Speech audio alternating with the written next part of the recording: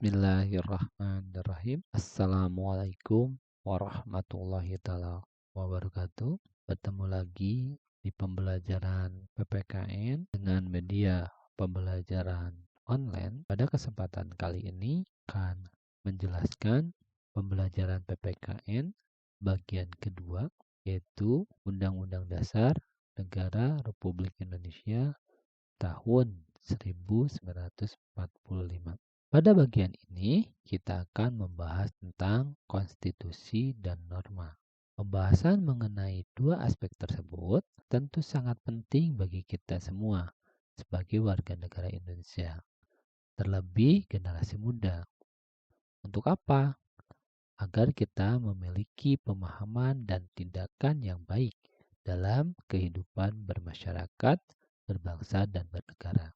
Mempelajari konstitusi menjadikan kita paham dan mengerti tentang sistem hukum dalam ketatanegaraan Indonesia.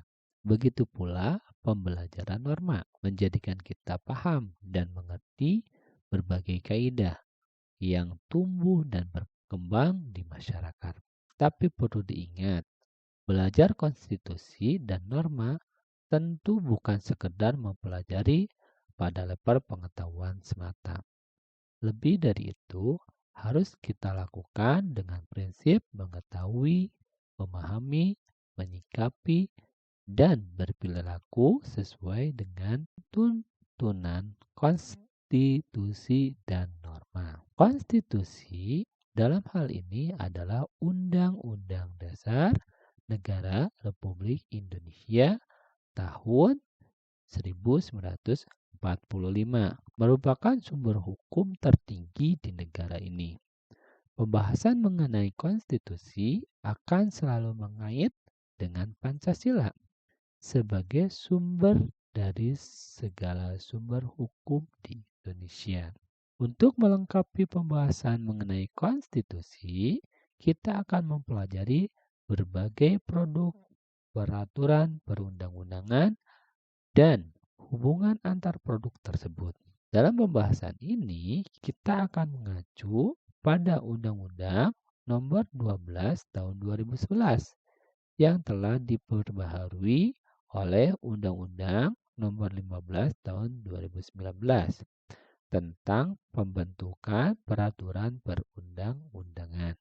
Pembahasan mengenai norma meliputi pengertian dan macam-macam norma.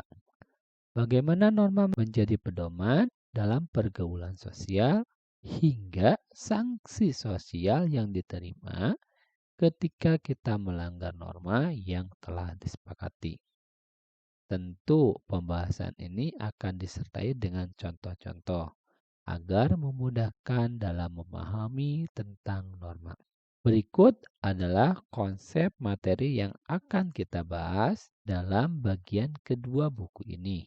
Mulai dari Pancasila, UUD NRI tahun 1945, produk perundang-undangan yang ada di Indonesia, hingga norma. Grafik berikut diharapkan dapat membantu mempermudah apa yang akan kita pelajari dari topik ini. Pancasila adalah sumber dari segala sumber hukum di Indonesia.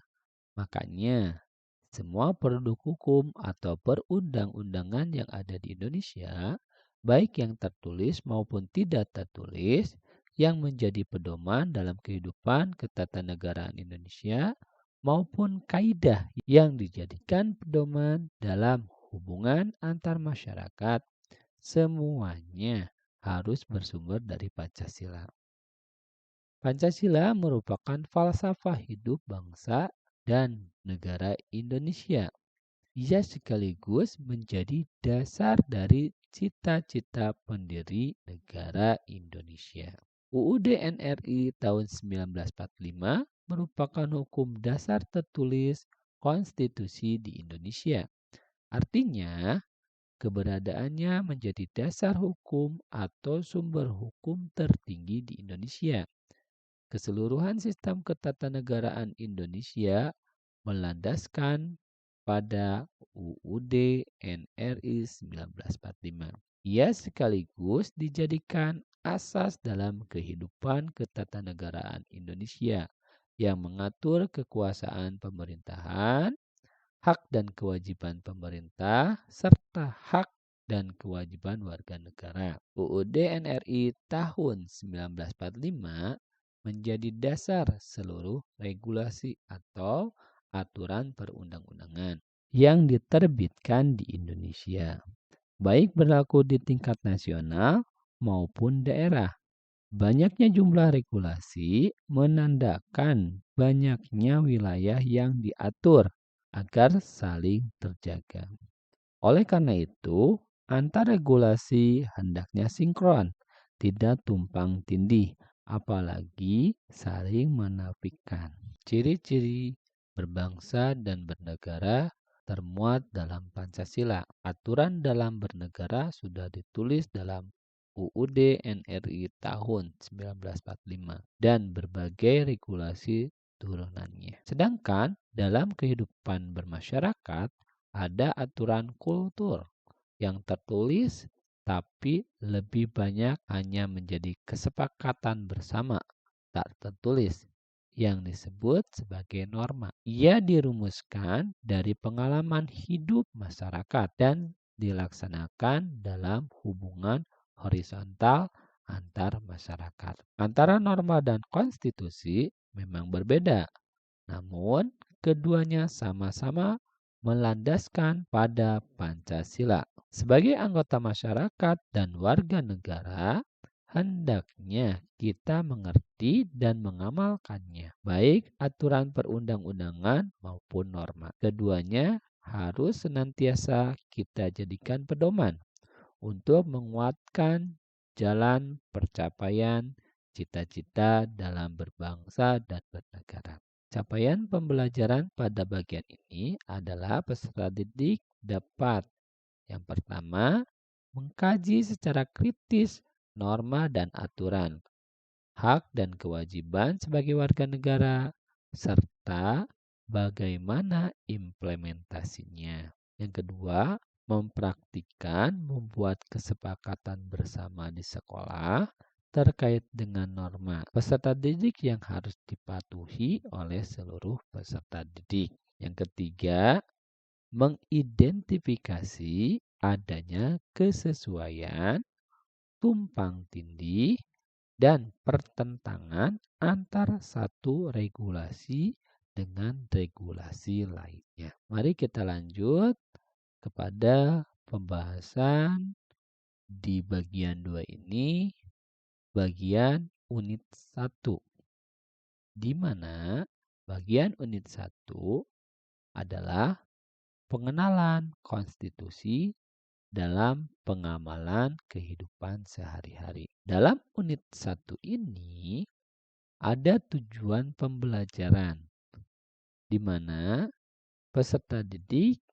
diharapkan dapat mendeskripsikan dan membuat kesimpulan penting terkait dengan materi yang dipelajari, yakni definisi konstitusi, tujuan konstitusi, jenis konstitusi, sejarah perubahan konstitusi UUD NRI tahun 1945, dan mengaitkan dengan pasal atau ayat dalam konstitusi UUD NRI tahun 1945 yang dirasakan terkait dengan pengamalan hidup sehari-hari seperti pendidikan, kesehatan, dan lain sebagainya. Mari kita lanjut kepada materi yang pertama, yaitu Konstitusi UUD NRI tahun 1945. Di mana pengertian konstitusi itu sendiri merupakan pernyataan tentang bentuk dan susunan suatu negara yang dipersiapkan sebelum atau sesudah berdirinya sebuah negara. Konstitusi sebuah negara merupakan hukum dasar tertinggi yang berisi tata penyelenggaraan negara. Perubahan sebuah konstitusi akan membawa perubahan besar terhadap sebuah negara, bahkan termasuk sistem bernegara yang semula demokratis bisa menjadi otoriter disebabkan perubahan konstitusi. Konstitusi merupakan hukum yang paling tertinggi serta paling fundamental sifat-sifatnya. Konstitusi merupakan sumber legitimasi atau landasan otorisasi bentuk-bentuk hukum atau peraturan perundang-undangan lainnya. Oleh karena itu, konstitusi sebagai hukum tertinggi sebuah negara harus dimaksudkan untuk mencapai dan mewujudkan tujuan tertinggi bernegara. Dalam konteks negara Indonesia, tujuan tertinggi bernegara adalah seperti yang tercantum dalam pembukaan UUD NRI tahun 1945, yakni yang pertama, melindungi segenap bangsa Indonesia dan seluruh tumpah darah Indonesia. Yang kedua, memajukan kesejahteraan umum. Yang ketiga, mencerdaskan kehidupan bangsa. Dan yang keempat, ikut melaksanakan ketertiban dunia. Ada dua macam konstitusi, yakni tertulis dan tidak tertulis. Indonesia memiliki UUD NRI tahun 1945 sebagai konstitusi tertulis dan konvensi. Dalam Kamus Besar Bahasa Indonesia atau kita sering kenal dengan KBBI, konvensi adalah permufakatan dan kesepakatan atau terutama mengenai adat, tradisi, dan sebagainya. Konvensi merupakan aturan-aturan dasar yang timbul dan terpelihara. Atau dengan kata lain, dilakukan terus-menerus dan berulang-ulang. Dalam praktik penyelenggaraan negara tidak bertentangan dengan UUD NRI tahun 1945 dan pelengkap atau pengisi kekosongan yang timbul dalam praktik penyelenggaraan negara. Contohnya adalah pidato presiden setiap tanggal 16 Agustus. Yang selanjutnya, berdasarkan pasal 3 ayat 1 Undang-Undang Nomor 12 Tahun 2011 tentang pembentukan peraturan perundang-undangan, dinyatakan bahwa UUD NRI tahun 1945 merupakan hukum dasar dalam peraturan perundang-undangan. Dalam hierarki perundang-undangan, UUD NRI tahun 1945 menduduki posisi nomor 1. Berdasarkan sejarahnya, ternyata UUD NRI tahun 1945 sejak disahkan oleh Panitia Persiapan Kemerdekaan Indonesia atau kita sering kenal dengan PPKI telah mengalami beberapa kali perubahan, bahkan pergantian. Perubahan ini terjadi karena dipengaruhi oleh keadaan dan dinamika politik yang berkembang dan terjadi di Indonesia. UUD NRI tahun 1945 untuk pertama kali diganti oleh Konstitusi Republik Indonesia Serikat pada tanggal 27 Desember 1949, maka sejak tanggal 27 Desember 1949 diberlakukan konstitusi RIS. Penggantian ini membawa dampak yang sangat besar dalam kehidupan ketatanegaraan Indonesia. Salah satunya adalah berubahnya Negara Kesatuan Indonesia menjadi negara serikat. Pemberlakuan Konstitusi RIS 1949 tidak berlangsung lama karena sejak tanggal 17 Agustus 1950 Konstitusi RIS 1949 diganti dengan UUDS tahun 1950. Penggantian ini kembali menyebabkan perubahan dalam ketatanegaraan Indonesia, yaitu kembali ke negara kesatuan yang berbentuk republik dan sistem pemerintahan dari presidensial menjadi sistem parlementer. Setelah melalui perdebatan panjang tak berkesudahan, akhirnya pada tanggal 5 Juli tahun 1959, Presiden mengeluarkan dekret yang menyatakan kembali ke UUD NRI tahun 1945 pertama atau hasil pengesahan dan penetapan PPKI. Setelah berlaku cukup lama, tanpa ada yang berani mengusulkan perubahan atau mengganti UUD NRI tahun 1945, maka pada tahun 1999 sampai 2002, seiring dengan terjadinya reformasi di Indonesia, UUD NRI tahun 1945 mengalami perubahan sebanyak 4 kali. Salah satu hasil perubahan terhadap UUD NRI tahun 1945 adalah mengenai sistematikanya.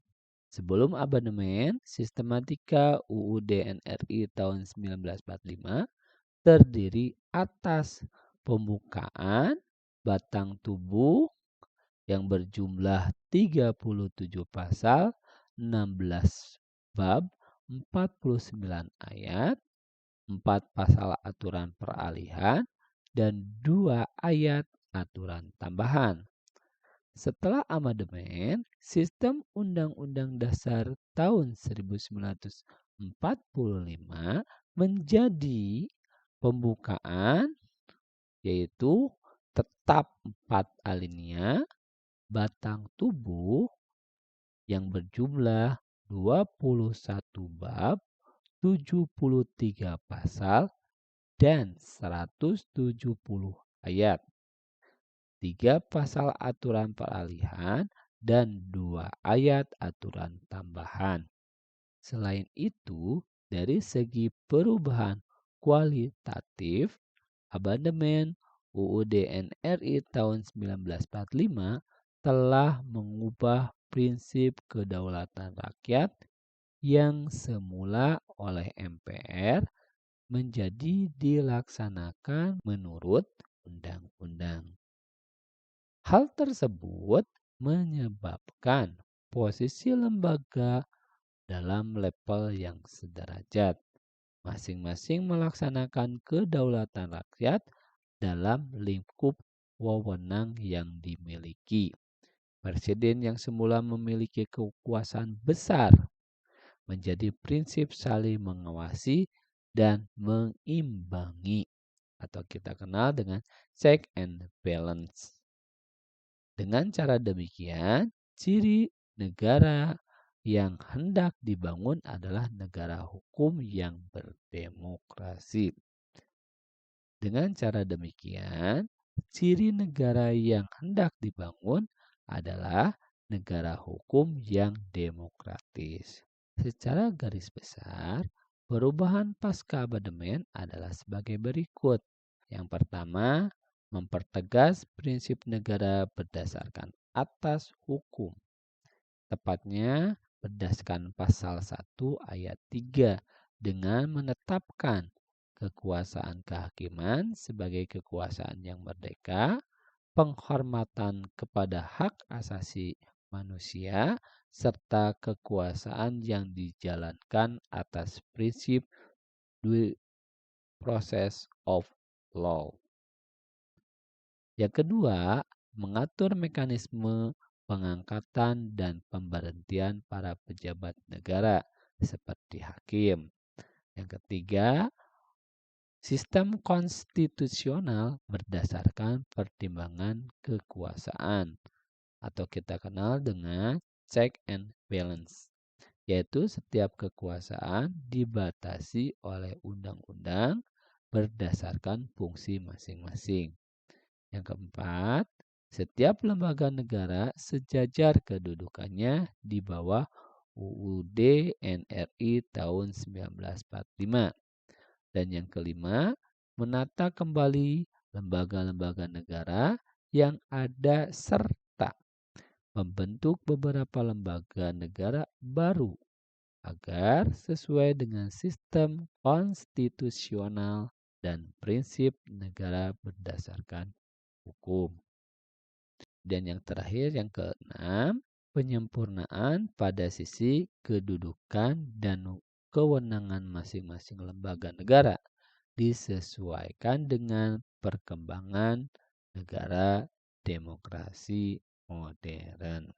Materi yang selanjutnya yaitu UUD NRI tahun 1945 dalam kehidupan sehari-hari. Kalau kita cermati pasal-pasal yang ada dalam Undang-Undang Dasar Negara Republik Indonesia tahun 1945, ada banyak pasal yang bersentuhan langsung dengan kehidupan seluruh warga negara. Berikut ini adalah beberapa pasal yang dimaksud. Yang pertama, dari pasal 27, yaitu membahas tentang hak dan kewajiban warga negara, dilanjut dengan pasal 28A sampai 28C yang membahas tentang hak asasi manusia, yang selanjutnya pasal 29 yang membahas tentang agama, pasal 30 yang membahas tentang bela negara, pasal 31 dan 32 membahas tentang pendidikan dan kebudayaan, dan yang selanjutnya yaitu pasal 33 dan 34 itu yang membahas tentang ekonomi dan kesejahteraan sosial. Pasal-pasal tersebut silakan kalian pelajari secara cermat di rumahnya masing-masing atau di sekolah, dan silakan apabila ada yang harus diskusikan nanti di kelasnya masing-masing. Karena pasal-pasal yang tersebut mulai dari pasal 27 sampai pasal 36 itulah pasal yang sangat sering keterkaitannya dalam kehidupan sehari-hari. Nah, oleh karena itu silakan pelajari secara hikmat. Mungkin kesempatan hari ini yaitu pembelajaran PPKN bagian yang kedua, unit yang pertama dalam pertemuan pertama ini dicukupkan sampai di sini. Kurang dan lebihnya mohon maaf. Akhiri kalam. Wassalamualaikum warahmatullahi taala wabarakatuh.